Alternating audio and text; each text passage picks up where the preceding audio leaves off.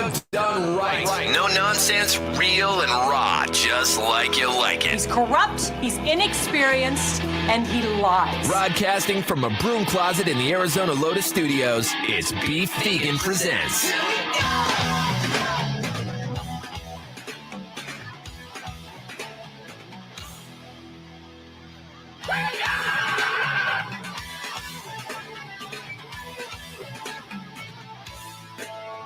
Yo, welcome back to the show. It's the underdog of the underground, the sound that's going around the towns. What's going on? Hey, Rico. Hey, clown. Yeah, thanks. Oh, there's the next rhyme. I was searching for one more word that could rhyme. Nice. It's Rock 102.1 KFMA, streaming worldwide, KFMA.com. Thank you guys for tuning in to Beef Vegan Presents. Happy Friday to you. July 29th. We're gearing up for a busy weekend. We're going to be partying at Casino del Sol tomorrow for the Iron Chef finale and the culinary experience. I'm stoked about that. So we're gearing up towards that. Later on in the show, we're going to be talking with Herb Strattford. He's going to be in studio for the first time in a couple weeks. With a lot of movies to talk about that I'm super excited about. There was a trailer that dropped for Blonde. That's the Marilyn Monroe movie starring Ana de Armas. Ooh la la. Oh, yes. And I was hoping there'd be nudity in the trailer, and there wasn't, but that's okay. Ana's been naked in many projects, but I just can't get enough. She's a fantastic actress. What can I say? And there's also a bunch of other movies that are really cool that aren't like big blockbuster movies, but I feel like are going to be just very entertaining and enjoyable, like the BJ Novak film. I can't wait to see that one. Yeah, that one. I think that one's going to be great, you know. And BJ Novak, if you don't know, he was on The Office. He was, do you remember his character's name on The Office? It was Ryan. It was Ryan. Yeah. And he was also a writer on The Office. And I think, overlooked as far as the talent is concerned. Like BJ has directed episodes of The Office, written episodes of The Office, and has been a major player kind of behind the scenes for quite some time. And he wasn't getting essentially the roles and the success that I feel like he felt he deserved. And he's like, I'm going to do it myself. So yes, exactly. So what do you do in this situation? I can relate to this. It resonates with me. DIY. Be like, okay, well, I'm going to write a movie for me to star in, and it's going to be an interesting piece. So his movie, which has, a cast like Ashton Kutcher in it, who's kind of making a comeback. But in this movie, he's an aspiring podcaster who had a relationship with a girl in Texas, and then she ends up dying, and it turns into like this comedic murder mystery type of deal with a funny modern spin. And the early reviews on this have been fantastic, and I've been excited about this film since I saw the trailer way back like 4 months ago. Yeah, same. Yeah. So that's happening, plus a bunch of other movies. Of course, everyone's caught up in lottery fever. Yes. $1 billion. Right. Who wants to be a billionaire? And I'm putting it out here right now, Tucson. Somebody in Tucson is going to win the Mega Millions, that $1 billion for the very first time. The Mega Millions, it's drawn in like 51 locations, 48 states, 3 provinces. So, everybody in America is caught up in this fever, and it sucks for everyone else in America because the Mega Millions winner is going to be here in Tucson. That's a guarantee. I'm putting it out there right now. I'm saying it, making it factual, putting it out in the universe. Now, somebody listening right now and driving right now is going to win that ticket. Yes, it's going to be one of our listeners. And they're going to come on the show. Yes, I would hope so. Well, here's the thing, though. If you do win the lottery, or when you win the lottery, I should say, here are things you need to do to protect yourself. And this is from experts all over. I've been, reading up on lottery pieces all week long. So here's what you should do if you beat the odds and win tonight's Mega Millions and get that $1.2 million, which it won't be 1.2 after taxes. It's just how it is. That's fine, though. It's free money. You got to put the ticket in a safe or a bank deposit box, okay? And the first thing you do is you got to sign the back of that lottery ticket. A lot of people don't tell you that, but that way, if somebody tries to get their hands on your lottery ticket, you already got your signature on it. That's yours. You claimed it. It's it. All right. Be prepared to change your phone number because you're going to have everybody hitting you up for money. That just happens. I know because I'm broke, so nobody calls me. But if I won the Powerball, all of a sudden I'd be like the prom king all over again. Get advice from an accountant, financial advisor, lawyer, all that nerd stuff, and don't make any big decisions right away. This is the expert advice that people are giving out when you win the lottery. I could say if, but I'm saying when someone who's listening right now wins the lottery. In fact, actually, I want to test somebody's luck right now. Oh, yeah. Yeah, I do, because we're all winners in a way, and sometimes we don't win every day, but maybe today is the day that you start your winning streak and say you win a pair of tickets now, and then you win the Mega Millions later. I forgot to give away a pair of tickets for Trivium last week. They're going to be performing November 9th at the Van Buren. So if you're up to take the road trip up to Phoenix to see Trivium, you can be caller 10 right now, 600 KFMA, 600-5362, and you'll win those Trivium tickets. So that's how we're going to start off the show. Let's do it right now. Caller 10, get them trivia tickets. We got your morning moron coming up after Asking Alexandria. But first, we'll kick things off with Disturbed, Stupefy. You know the name of the show. Let's go. Yeah. You're saying Ben Affleck is perfect for what, Rico? For Batman. I don't know about that, but not the one he has now, not the way they ruined it. Yes. It's facts. All right. You know that. All right. Well, let me get people caught up here. Good morning, everybody on the podcast broadcast. Contentious, heated debate already. Yeah. We're always going to have a debate when it comes to Ben Affleck, this Batman. But Herb mentioned what most of you might have seen, a picture of Jason Momoa with Ben Affleck, because Ben Affleck is going to be back as Batman in the latest Aquaman, which I'm not necessarily a fan of either. Not a fan of the Aquaman. Aqua dude is what I like to call him. Yeah. Because, he's like, yo, dude. It's just brah. like, oh, come on, man. Sarah's asking if the next Joker is going to be a musical. I saw that rumor, and I don't think that's the case. I mean, they signed him up. They signed Joaquin Phoenix up, I think, for 2 more. I think I read that he's getting $20 million for this second film. Okay. I don't, wow. That's sort of a bridge. I don't know if they would do that. I think that's sort of one of those, goofy things they float out there. I don't think it's happening. Yeah, I know. I mean, would Todd Phillips do a musical?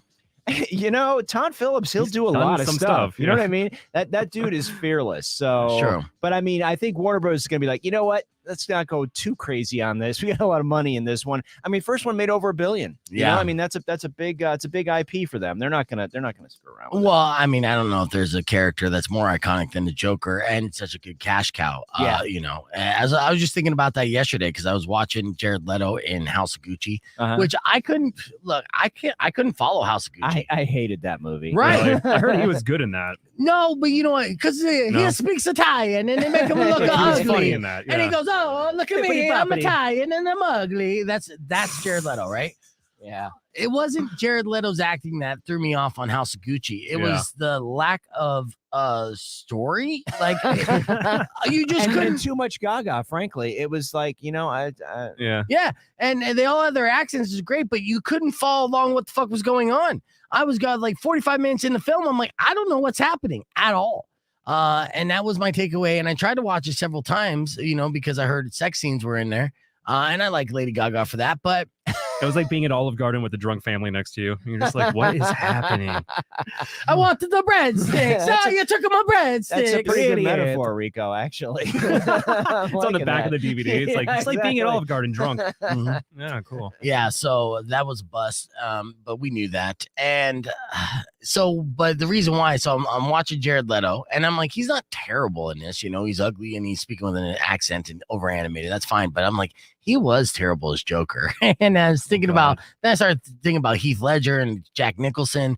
I think they both won Oscars for their portrayal of Joker. Did Jack Nicholson win an Oscar for Joker, or was just nominated? I don't know. I don't think he won. I mean, we know Heath won posthumously, which is really sad. And I think wasn't Joaquin nominated or possibly not? Yes. Yeah. But that was close to COVID, so I don't know if anybody watched. It's the Oscars. Less people care by the second, but need more slapping. Yeah, but ratings back. It did make me just appreciate Heath Ledger's performance even more. So I don't know if I could even get a greater appreciation.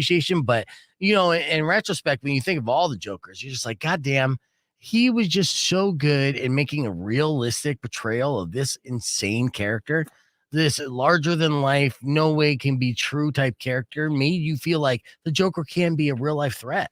Well, and he was scary. I mean, he was legitimately scary. And Christopher Nolan is just a great filmmaker. So, I mean, he obviously captured that performance. But, I mean, at the end of the day, you're creeped out. You're like, oh, I don't want to hang with that bag. You're like, I would be terrified to be hanging with that guy. If you were one of his cronies, you know what I mean? You'd be like scared of him because he'd kill you. Yeah, so that's the reason why. It was just random that I was thinking that. But there are some films that we're super excited about. In about a minute and a half, we're going to go on the air and do the tease. And then we'll talk about, I guess, the big movie that you're excited about. Or, I mean, what do we have? We have all streaming things in this email? So there's 2 shows, and then there's a movie that opens on August 1st about Leonard Cohen. And Okay. I mean, and that's really, it's a great, if you like Leonard Cohen at all, like Hallelujah, I mean, you know, maybe you like the Jeff Buckley version, I don't know, but I mean, it's a really good film. So He's like a refined Tom Waits. yeah, He's got that voice. He's an understandable Tom Waits. Exactly. Yeah. Good morning, Christina. She said, hey, Beefers, we'll be on for only a few minutes. Got to drop my son off for school. We'll listen while driving now. Awesome. Well, we'll shout you out, Christina. Christina's getting the job there. And so last week, we'll also pull up last week's out. So we could talk about last week's. Like, have you seen Nope yet? No. Nope. I have not. No. I think you have to, right? What have the reviews been like for Nope?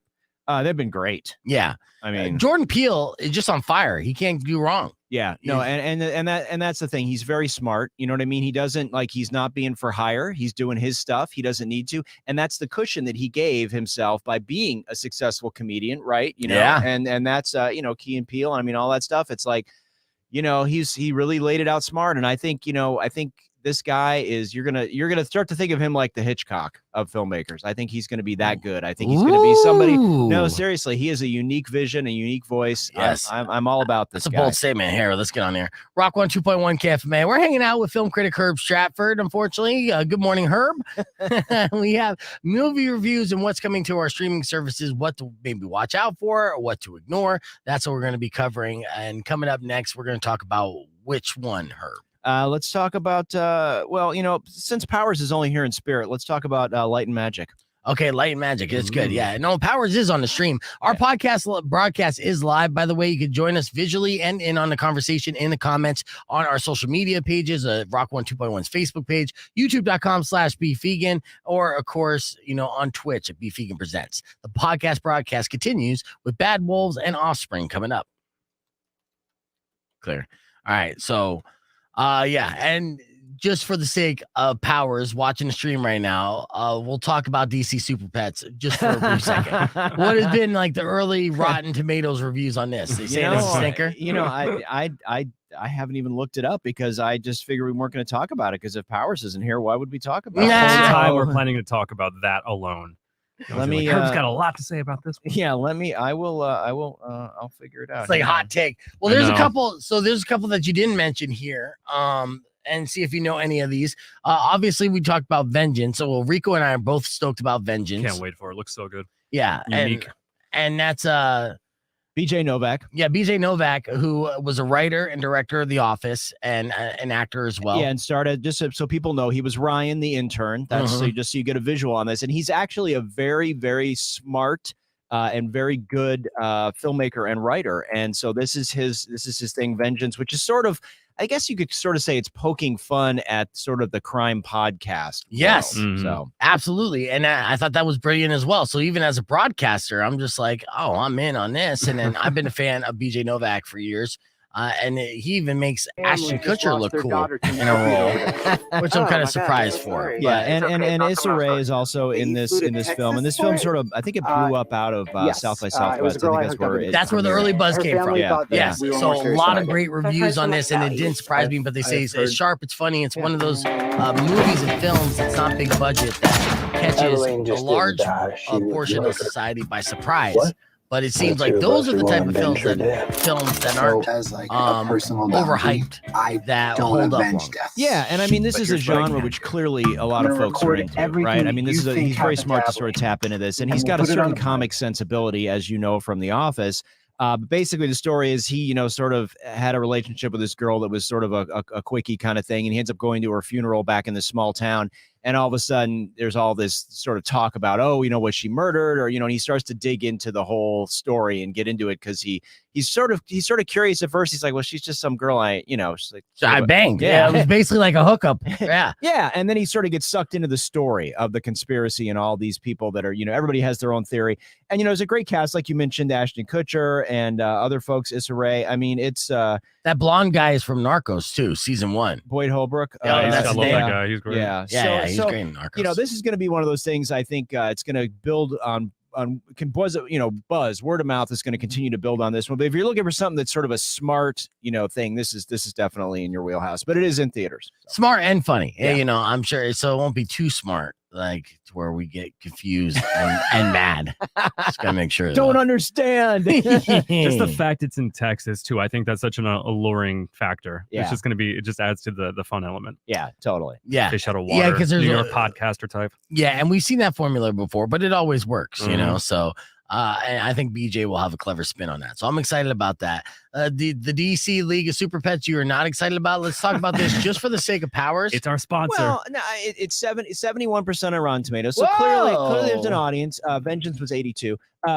Clearly there's an audience for it. I mean, the trailers look sort of funny, but I'm like, all these anthropomorphizing, which is when we give animals sort of human traits. I'm sort of over it, right? I'm just like, okay, how many times are we going to have these things where you've got talking dogs and cats?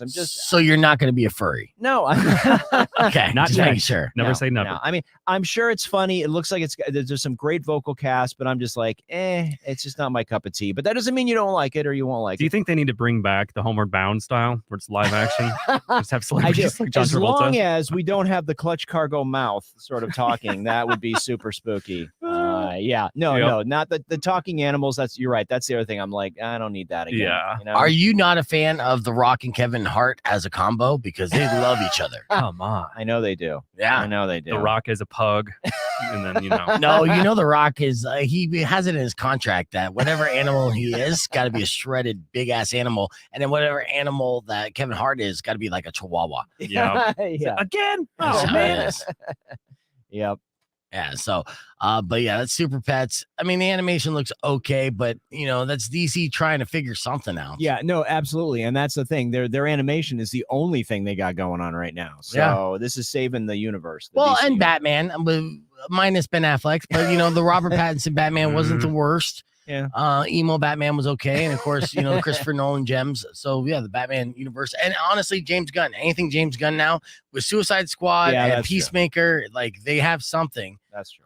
And Marvel will lose that something after Guardians of the Galaxy, which got a lot of buzz in Comic-Con. Did you follow any of the Comic-Con? Oh yeah, watching all that stuff and some really actually, all the Marvel stuff everybody was kind of like, oh, Marvel's going to chip us, they're not going to do anything, and they delivered plus. Yes, you know what I mean? They like went deep all the way into 2026. I mean, they were like really mapping it out. So your kids are gonna love this movie. Yeah, exactly. Right. They pulled a Michael J. Fox. My wife's not even pregnant. Right. Yeah, totally. Not yet. With 2 Avengers movies in the same year. Yeah. And Fantastic Four finally. Although I don't know how they're going to do the casting. I'm really on the fence on that one because I love John Krasinski as Reed Richards. I think he's been lobbying for it for quite some time, so I'm sure he will. All right, we're gonna be on in 23 seconds. I see all these comments. It's great. Keep those comments coming in. And welcome to the podcast broadcast stream. Good seeing you. What's up, Michael, Elizabeth? I see you. And everybody, JJ, with all your crazy little Twitch emojis. I don't know what they are. I see you, weirdo. All right, here we go. Yeah. Rock 102.1 KFMA. Welcome back to Beef Vegan Presents. It's the podcast broadcast, and we're live here with Herb Strattford talking about what to see this weekend, whether it's to your streaming services or into theaters. I know we only have one movie that's in theaters, but what did you want to talk about first in honor of Powers watching the stream? So there's 2 things that are streaming that are worth a look this week. The first one is Light and Magic, and this is on Disney Plus. You guys know the name Industrial Light and Magic, right? Oh, yes. Okay. So that's the effects house that George Lucas built to do the effects for Star Wars back in 1977 because there was nobody that could do what he wanted to see for Star Wars, right? Right. So once he did that, then it was like, oh, well, I'm not going to have a movie like all the time, so we're going to let other people use this place, right? So first it was only his friends like Spielberg and whoever else, and that's why Indiana Jones, they did all those effects for all those films. And then he opened it up to James Cameron for The Abyss and blah, blah, blah. So, eventually they became, now there's Weta, which is the one down in Australia, the Peter Jackson's effects house. And then James Cameron has Lightstorm. So that's his place. But, at the beginning, there was only one effects house and all these big guys and all the work and all the Oscars came out of this place.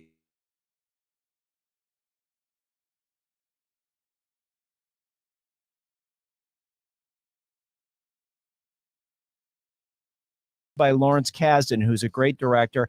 And one of the fun things about this is it's got all kinds of stuff you've never seen before. So if you're even remotely a fan of Star Wars, Indiana Jones, any of these films, you're going to see stuff you've never seen before, which is super cool because it's behind the scenes. It's how they made these effects. And you get to see the guys and listen to their stories. And, a lot of them, Stan Winston, some of these folks are gone now. Some of them are older.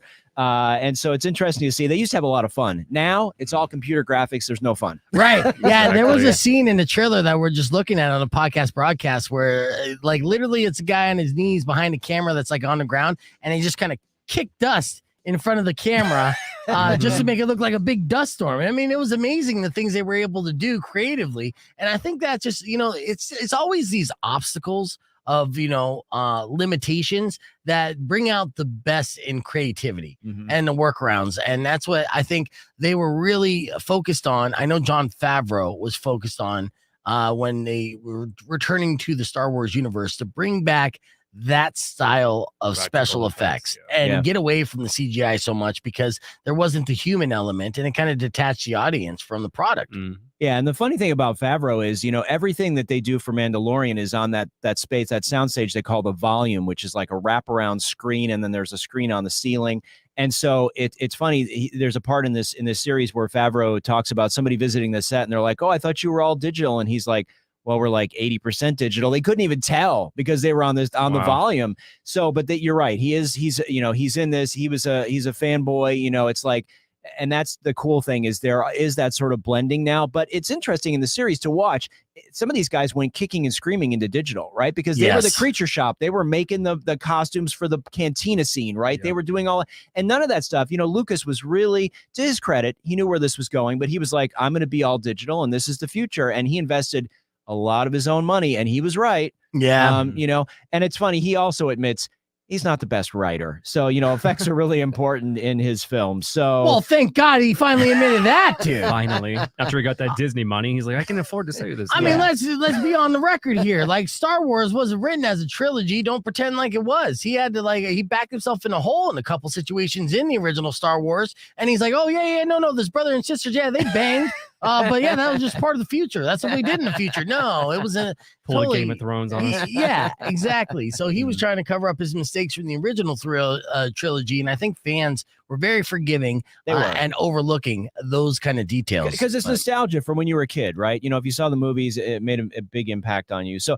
anyway, it was 100% on Rotten Tomatoes yesterday. It's 6 parts. It's on Disney Plus. It's definitely worth a look. It's a lot of fun. What I like the most too is looking at those old matte painters, the background painters. I'm like, that is a gone art. Yeah. That is insane. I don't think anybody does that. Hopefully they'll bring that back. All right, we're gonna have more with Herb Strattford.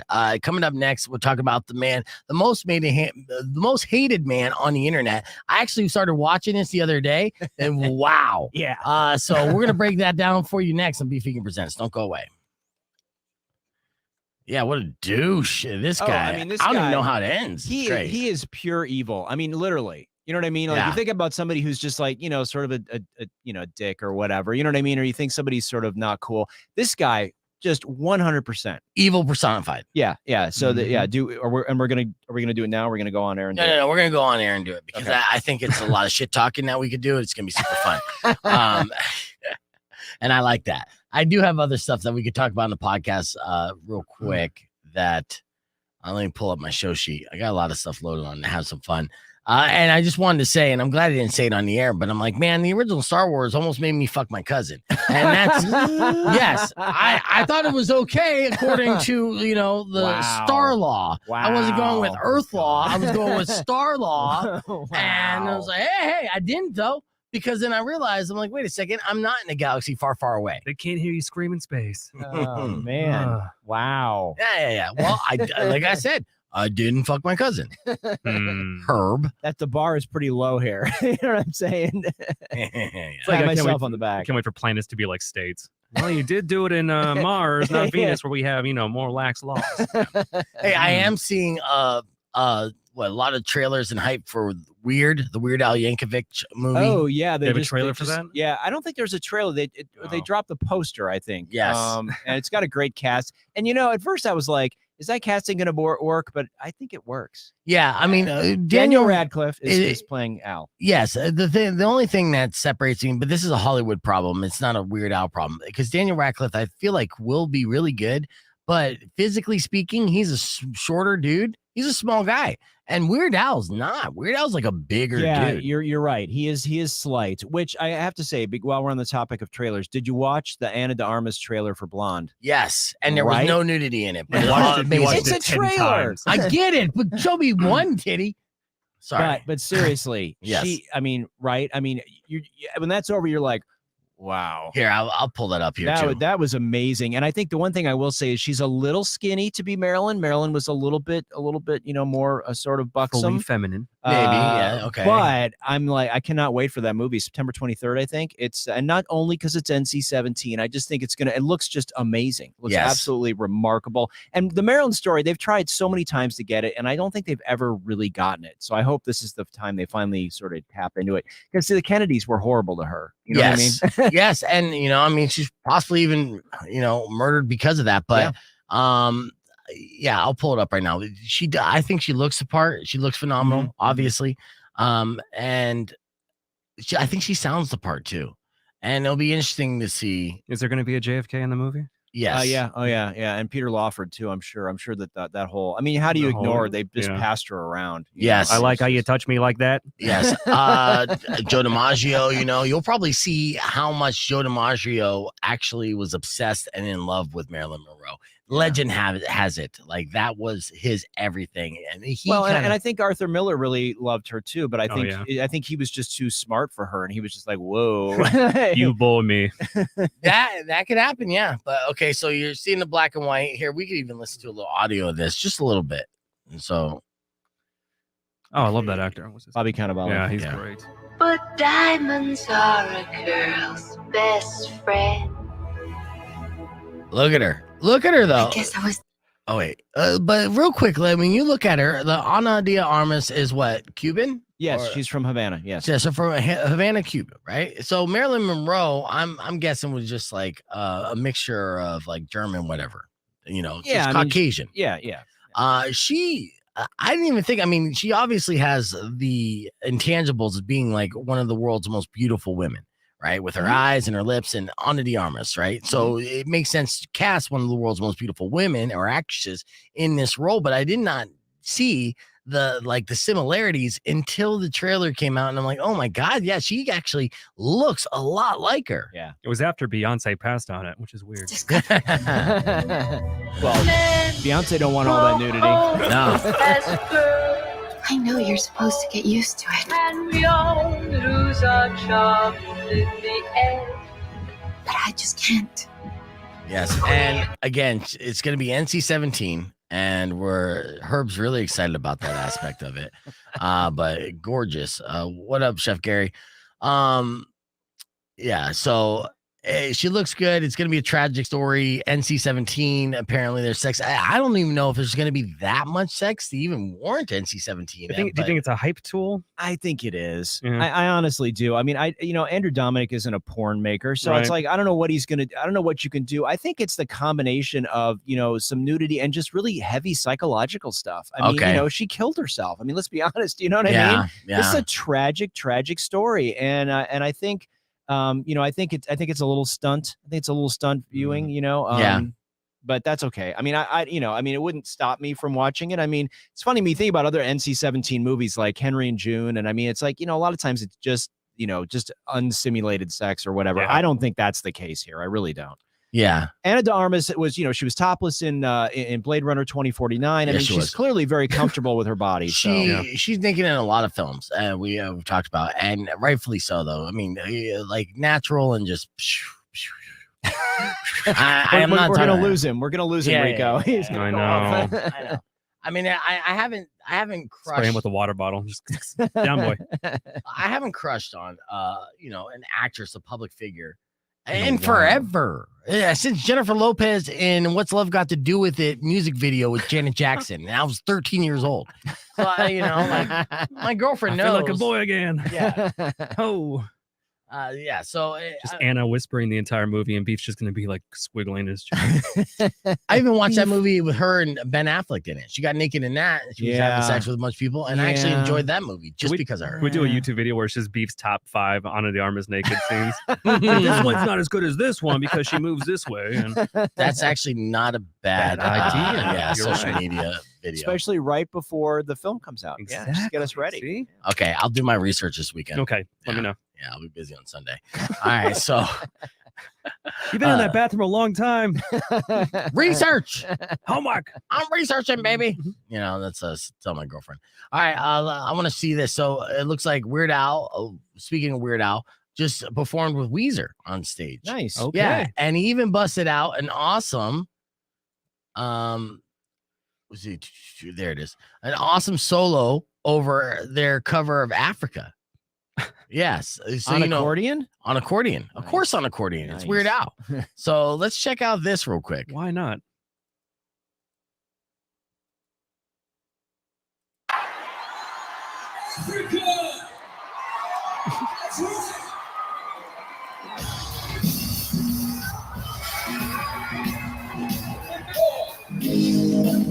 Real quick, before they get into Africa, Rivers Cuomo does look like a rock star wearing that sleeveless Nirvana tee, right? Yeah, I mean, who knew he shopped at Kohl's as well, or Target, because they sell those, yeah. But look at him showing the gun show. All right, so you know they sing Africa. You've heard the song before. It's spot on, just ripping off Toto. No original take on it. But here's Weird Al. Oh boy, look at the power stance of a fucking mega accordion player. Yep. Like nobody got laid playing an accordion till Weird Al. And then I know for a fact, you know, my buddy Johnny Congos, who plays accordion, he was you know, he made it look cool too. Check it out. Here's Weird Al.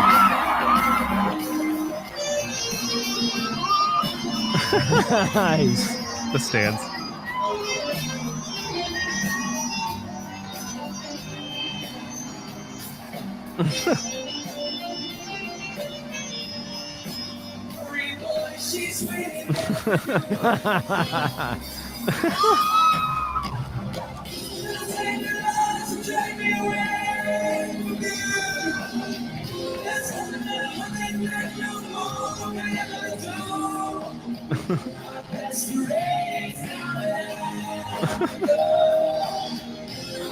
I love he's kicking. I don't know why he's kicking. It's Weird Al. Protect that man at all costs. Oh, weird. That was awesome. Right? Well, it's still playing. I had to bring down the audio on here. I just didn't want any echo. But yes, that's Weird Al, Rivers Cuomo right there. Yeah, amazing. Of course, that's going viral. Imagine if you were there at the Weezer show. Bust out Weird Al as a guest. You're like, amazing. Yeah. I can't think of a better like special guest performer other than Kurt Cobain coming back from the dead. Just imagine how cool it would be as a musician to have Weird Al's number and just call him up. Yeah. He's like, yeah, I'm down. Yeah, what's up, Al? Hey, Al. Weird Al, of course, loves Weird Al. It's in her name, but who doesn't love Weird Al? Yeah. Communists. So that's the only disappointing thing about Weird, the movie that's going to be coming out, because it's on fucking Roku. Like, no, who's going to see this until it's finally on Netflix?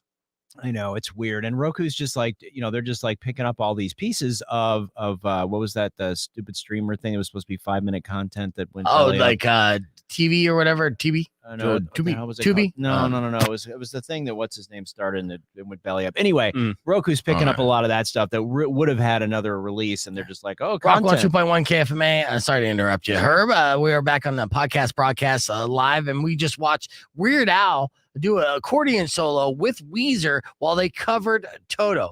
That's like a musical inception that you'd never even thought of, right?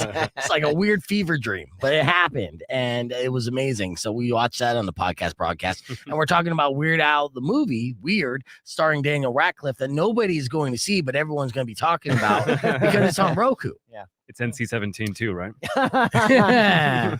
Well, it would be amazing if you see a scene of Weird Al just like snorting lines off an accordion and just banging groupies. I don't think that's sex scenes with Weird Al. Radcliffe's like, I'm in. Yep. Sign me up. All right, let's talk about the most hated man on the internet. I seen this drop on Netflix the other day, and I didn't even know about this website when it was around. so I guess I'm not a garbage person, but this dude definitely is. Give me a backstory, Yeah. Herb. So, all right. So there's this guy whose name is Hunter Moore was the guy's name. And he started a website called Is Anyone Up?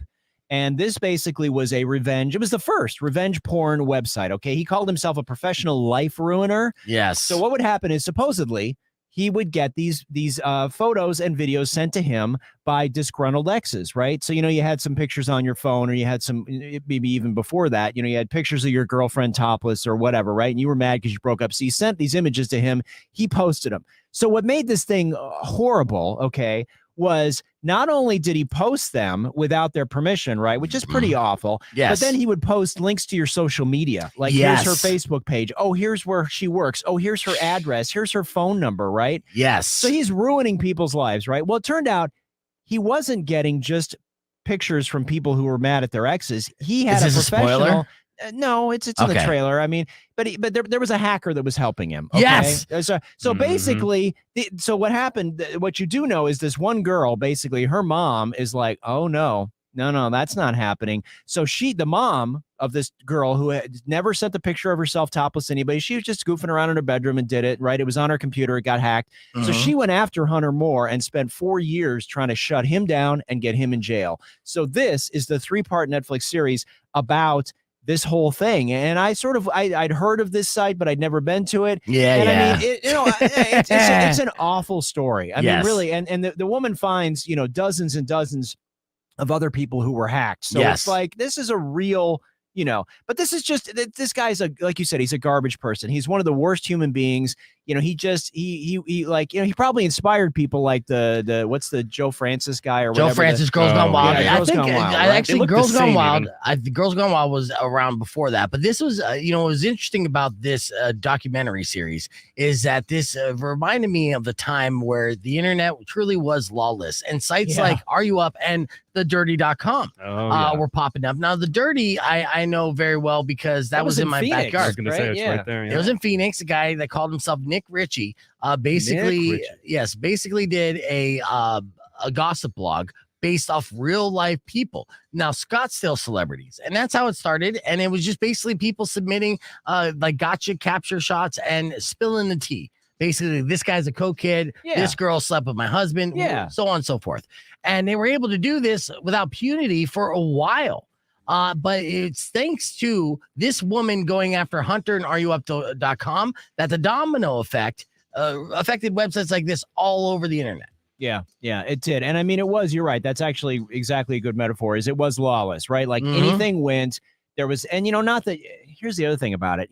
Back then, porn websites weren't really, as prolific as they are now. It's like, you want to see naked ladies, you got no problem, right? But back then you're like, oh, wait a minute. And then they were real, real naked ladies, not, like silicone ladies. And I'm not going to lie to you. If I knew about this website, I would have checked it daily for sure, and I would have felt bad in hindsight. But, and the fact that it was so devious that he was actually hacking people and pulling these images and videos straight from their computer is the scariest part about it altogether. Yeah. Because I mean, anything, I get it. If you're like, oh, I sent these pictures to my boyfriend because I want to do a hookup or something. I get it. You're like, you made a mistake, right? You know what I mean? And not that means they should be public, but you did sort of put it out there, right? But if you just had it on your computer and you never shared it with anybody, that's not cool. You know what I mean? That's like taking your credit card number. You know what I mean? It's theft. Yeah. So. And here's another weird thing about back then with the internet. Hunter would actually cold call different clients to advertise on his website. Yeah. And this is how he created another enemy inadvertently. And a guy going after him. But seriously, he's calling up, and this guy is like, he had followers literally call him father or God. So he was able to be like a cult like leader to a bunch of incels before it was cool. The old Tom Leykis, huh? Yeah. Well, and then he partied like a rock star. Like, I mean, there's this footage of him, like he'd go and, be a guest DJ, and he'd be like, girls would be lined up to be with him, and they'd be just slamming the, straight vodka.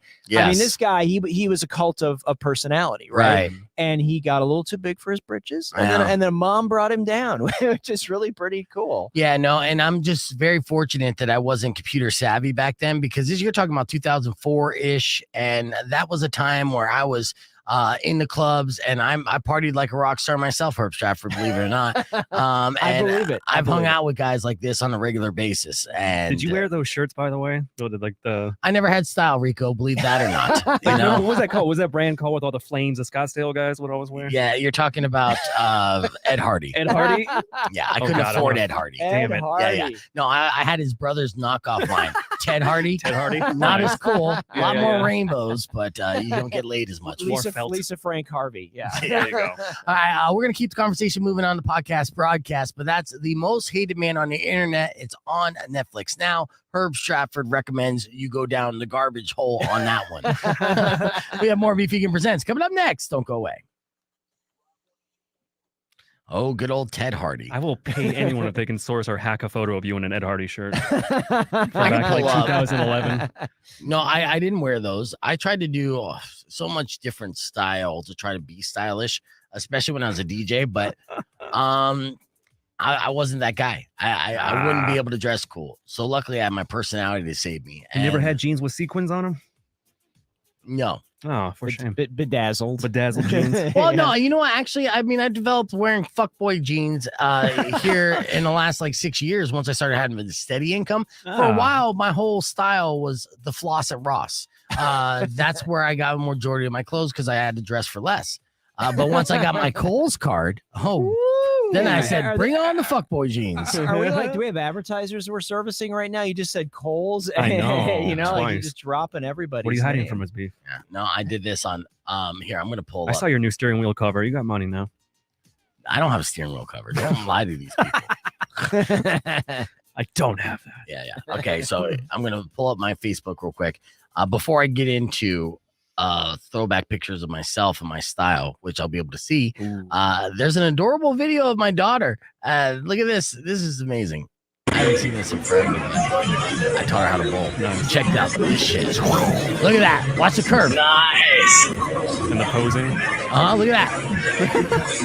Boom. No look. Strike. No look. Well, that was almost a strike. It was a split. Nice. Yeah, but look at this curve though. Yeah, she really spun it. The no look.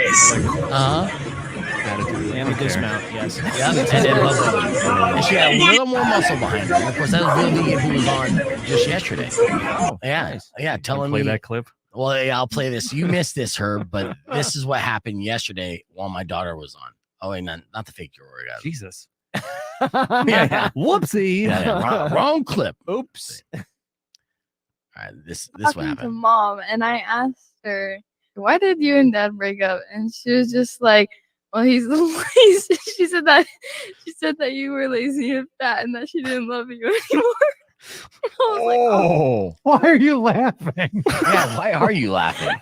Oh, Because it's sad. Jesus.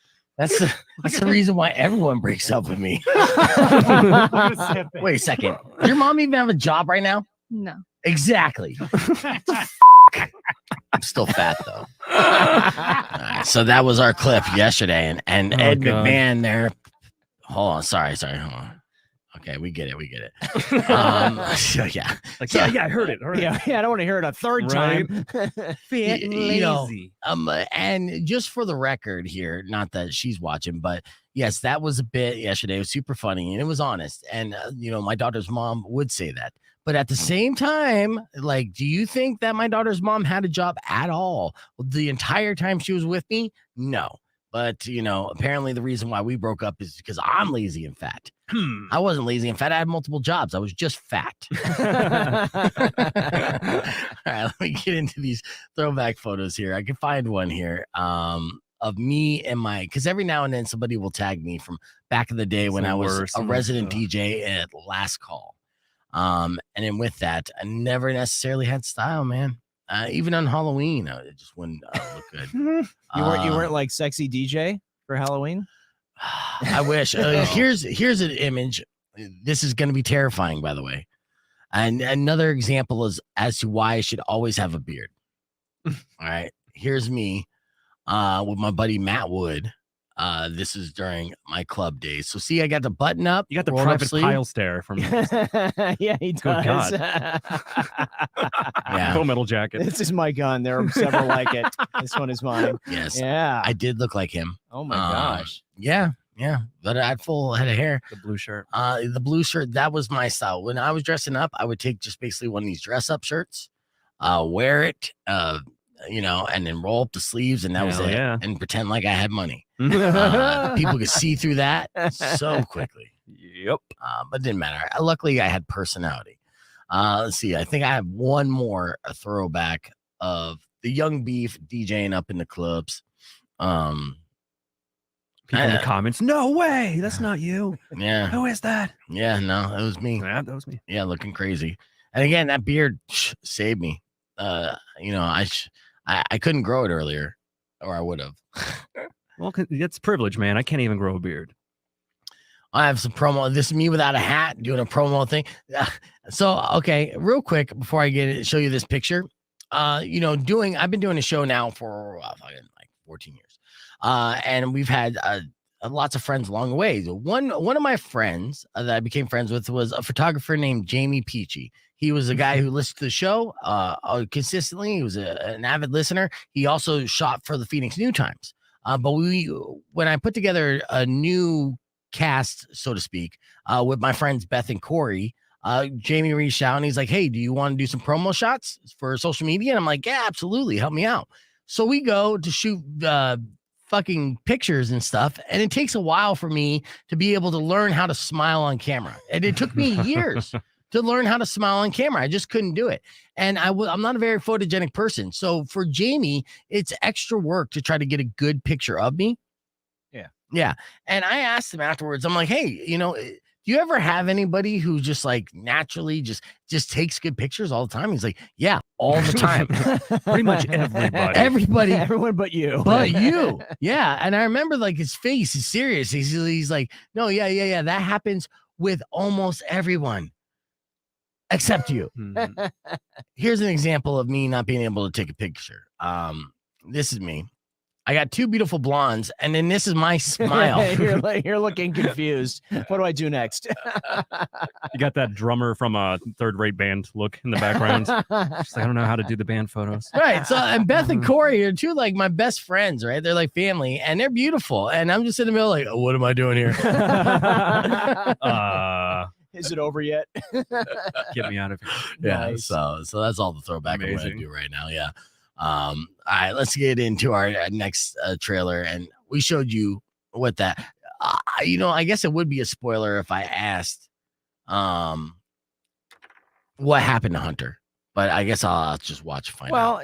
I can Google it too. Yeah, you could. I mean, the reality is, I'll just say this, there is some justice, right? You're not necessarily happy, but there is a closure to this thing. He went to court, and there is a closure. It's not like it leaves you hanging. This actually happened. Okay, but he did make a ton of money, and he probably still has a ton of money. I don't know. Like the guy from Firefest. There was yes. Yeah. So there was a quote where he was like, and they show this in the documentary too, where he's like, something like, I'm evil, I do drugs, I got a small penis, but you would still kill to be me. Yeah. I want that tattoo. And girls love me and guys hate me, and he doesn't care. Yeah. I mean, that it is somewhat not admirable, but you're like, wow, that's pretty fucking ballsy, where you're just like, to give zero fucks like that, to literally be like, I don't care. Yeah. But you know what? The bill always comes due. I'm just going to tell you, it always comes due. Okay. You know what I mean? Yeah. Call it karma, call it whatever you want. No one gets away with it forever. So okay. All right, that's good to know. All right, so we saw the just to stop me from doing anything stupid.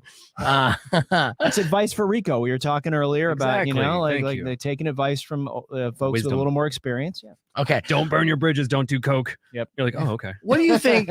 What do you think is the most common takeaway about Game of Thrones? If someone was to describe Game of Thrones to you, what would it be? Seething bitterness. Yeah, I would agree. Frustration is the word. And I think before that, it was, it's just like, too much sex and you know what I mean? Like a lot of misogyny, right? Yes. Definitely that. But then they got out of that one by stinking up the room in many people's minds. I'll tell you, I actually thought it was fine. I think it was better when they were going off of George's books. But I thought it was fine. It was like, I wasn't mad. I wasn't like redo the 8th season. That's just ridiculous. Yeah. Right. Yeah. And I mean, yeah, it would have been great if George would have finished the books and they could have stuck with it. It would have been great if it had 10 seasons. That's not going to stop me from watching House of the Dragon on August 21st. Right? Yeah, they did drop the trailer for that. Yeah. Well, the reason why I brought it up is because a lot of people equate Game of Thrones with obviously sex from the early seasons until they started straying from that. And people go to a site that is inspired by Game of Thrones. I guess it's a tourist attraction. It's called King's Landing. You hear about that? No. It's actually in the Old Town area of Croatia. Oh, sure. Where they actually filmed. Yeah, where they actually filmed. And people, Game of Thrones fans, go there all the time just to check it out, to be like a part of the show. And some people will go in there full cosplay, looking like, knights. They'll have their fake swords and, do all that. And some people take it to the next level. Meaning, like, I want to recreate a scene from Game of Thrones.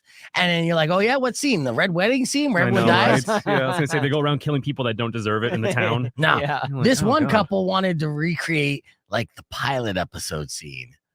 A banging kid? In the tower, pushing the kid out the window? They pushed a kid out a window? Pushing Bran out the window? No, before what happened before that. Be careful. This is not safe for work. It is blurred, but Brother and sister, though? Oh my God. It's not a brother and sister, unfortunately. Oh, okay. Yes. Well, that's not. My God. Yeah, that's your face there. So this happened here. Obviously, it got people's attention. Someone was filming it, and the other guy's walking, and they're just going to town Game of Thrones style. Does he have the theme song on his phone playing? Yeah. That'd be the way to do it. Totally. And she's done. He's Look like, at that. oh, And scene. Wow. Yeah. Well played. tourism. Well played. You're doing Tourism. it right. Yeah. Amazing. So that Spoiler. went viral, and I wanted to share that with you, and hopefully I won't get booted from YouTube for showing it. He was saving her life. It was a Heimlich. Mm-hmm. Yeah. All right, so that happened, and then one more thing before we get back on the air, and then we'll talk about the Leonard Cohen movie that's going to be presumably at the Loft. Huh? Oh, did you hear? All right, well, no, I'm not going to talk about that. Where is this? I want to see the angry sea lions in San Diego. Do I have that? I have so much. We have angry Japanese monkeys and sea lions that are like, Well, Animal Kingdom is going haywire right now. Exactly. Well, obviously, you're since I told you about those monkeys, that's what you've been all about ever since I revealed to you these killer monkeys That's everywhere. great. Japanese killer monkeys. It sounds like a Weezer album. Or a band name. Yeah. It'd be fantastic. Well, this actually happened in San Diego not too long ago, where sea lions got fed up with tourists on the beach, and basically were telling them, this is our beach. By telling them, I mean chasing them and threatening to eat them alive. Let's see. Here's that video. And you know what? I'm okay Whoa. with this. I think it's like, they should defend their area. And come on, man. Talk about encroachment. Yeah, look at them. They're But I mean, mad. they're so mad. And you're seeing people run like it's Jaws. Exactly. It's like a It's- Hitchcock movie right here. It's amazing. Let's see some audio. Yeah. Do it one more time.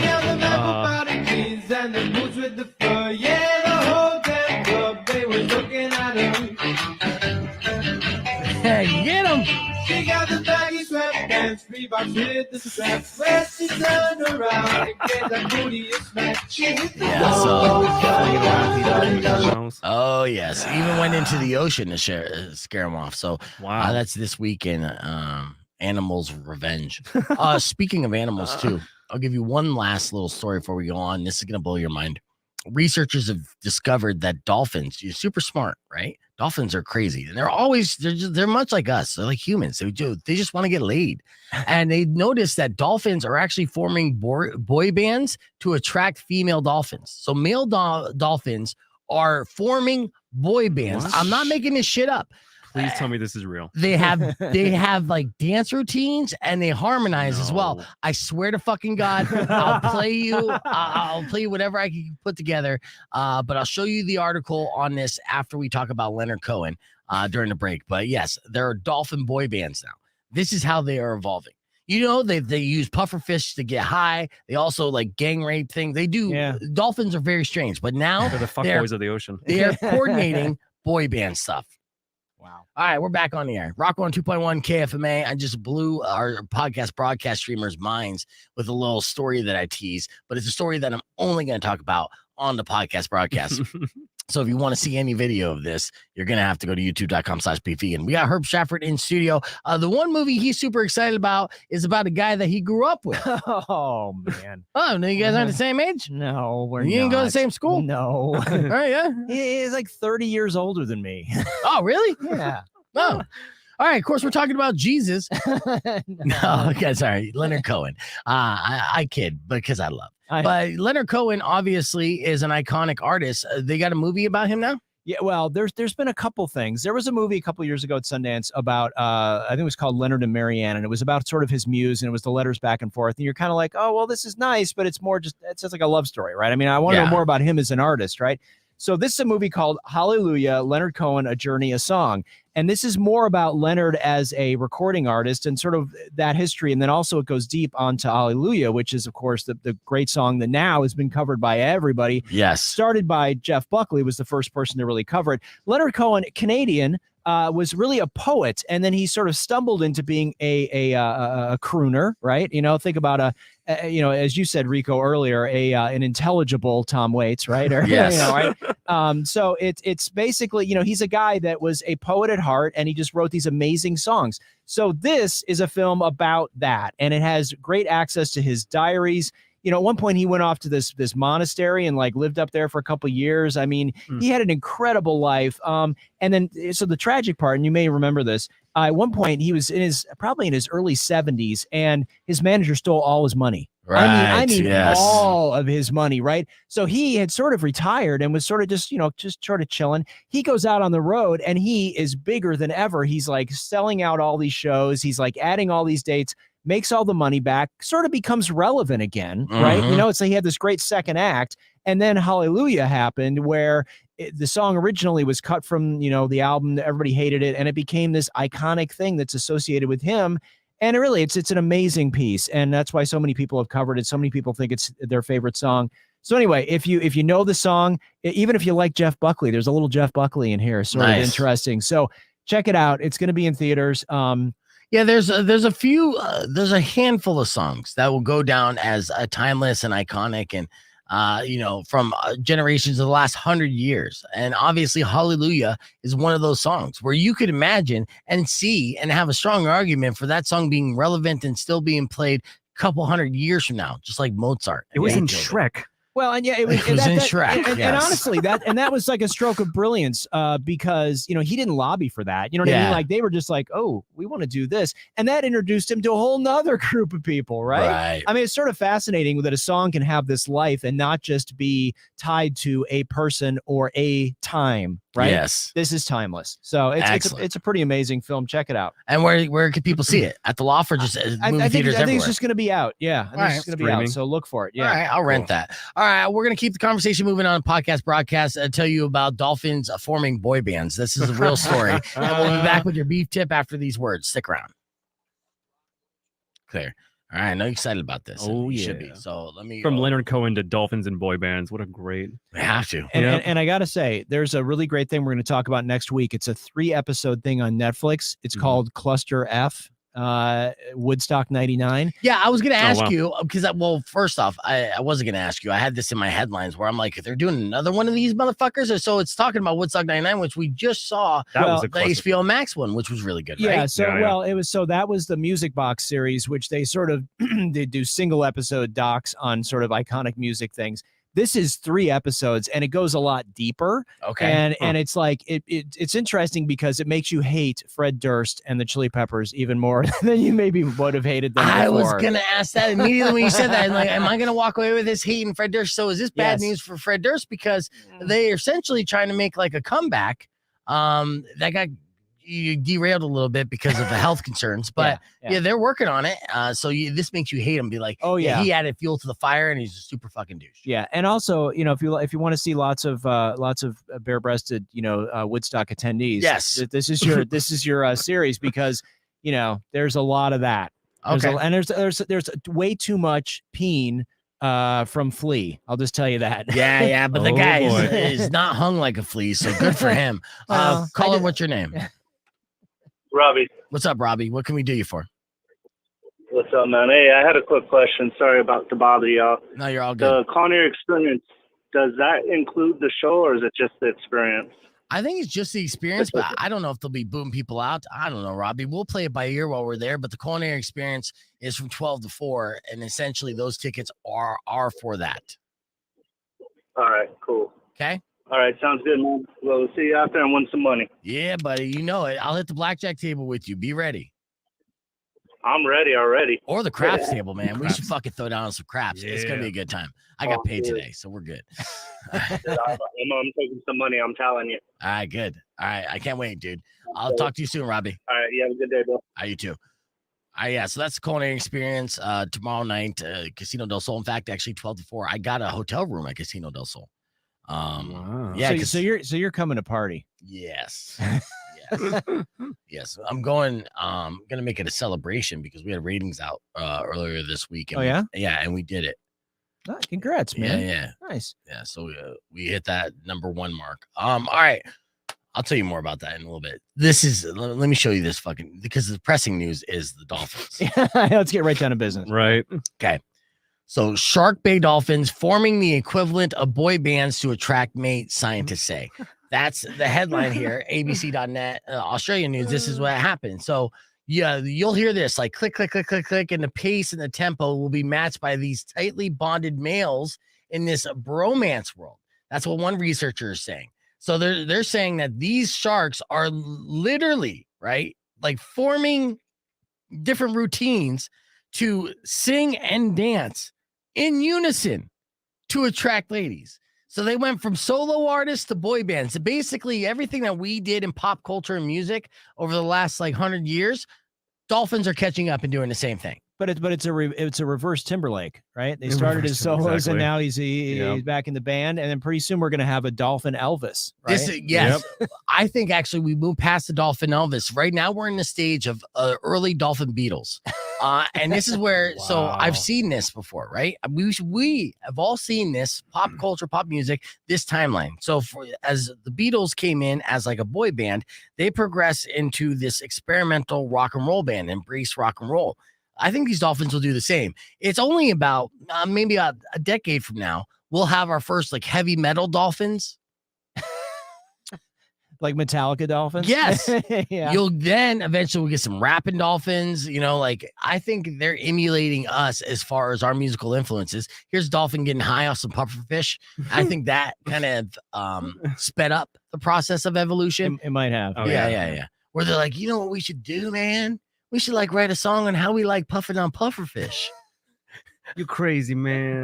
No, I'm telling you, it'll work. All these female dolphins will let us get up in their blowholes. You know what I mean? All right, you're onto something. I'm onto something. Let's do this. Here's a dance. Waka waka. Right? So waka. I don't know if it's waka waka, but the scientist that records their first song and dance is going to make millions. You know it. Oh, yeah, I can't wait. And I think it's going to be a hit. Whole album. It's going to be better than a lot of shit that we've heard on the radio for sure. Real quick, earlier this morning, we talked about a futurologist. Yes, that's a thing. And what things we can expect as people in the year 2050. If you missed it, went a little something like this. Year 2000. Essentially, that's what this is. There was a futurologist. Futurist? What's his official title? That's that futurist, probably. Yeah. Well, his name's Dr. James Bellini, and no, he's a futurologist. Legitimate. What? Yeah. You thought I was making up words. It's like you're a bartender. No, I'm a mixologist. Yes. No, you're a bartender. No, well, a futurologist is a guy who it predicts the future. Mm-hmm. So, I guess we could all be futurologists. It doesn't seem like that hard of a thing to say. Yeah. 50 years from now, we're gonna have flying cows. Oh, yeah, you argue with me? Cool. Just wait 50 years to prove me wrong, right? It's so great. But yeah, this guy actually makes a living being a futurologist. Apparently, it's a real thing, and he is a doctor. Now, he's talking about things that he expects to be mainstream by the year 2050, which means they'll be accessible to everyday people, not just the super rich techies. And that's good because in the year 2050, it'll be 99.5% poor, and then 0.5% will be. So the way that this wealth distribution is going, even the 1% is getting whittled down. It's just going to be all poors, and then I don't know, Mark Zuckerberg and Jeff Bezos. That's right, neo-feudalism. Yes. So here are things to expect in the year 2050. They say, or he says, there will be bins that automatically separate recycling. Oh, this would be a nice little futuristic product to have, right? Because it's such a pain in the ass to be like, is this going to recycling? What about this? I know. It takes up so much time. Yeah, I think like every other day I'm asking my girlfriend, can I put this in recycling? And I get told no, but it doesn't make sense. So you don't look on the bottom for that little indicator? Yeah, sometimes it has it. And, John Oliver did a piece about the differences between the numbers with the little recycling thing. The reality is recycling is still a flawed system, and it doesn't necessarily solve that much of a problem, but it's better than doing nothing. And that's pretty much where we're at. Speaking of recycling, Sprite has been having their sodas bottled in green bottles for about 50 years. That's coming to an end. They're not doing that anymore because they say that the green plastic complicates the recycling process. So if you're a fan of green bottles, well, unfortunately, if the audio sounded weird, I apologize. I don't know what that is, but I'll look into it. We're about to wrap stuff up here.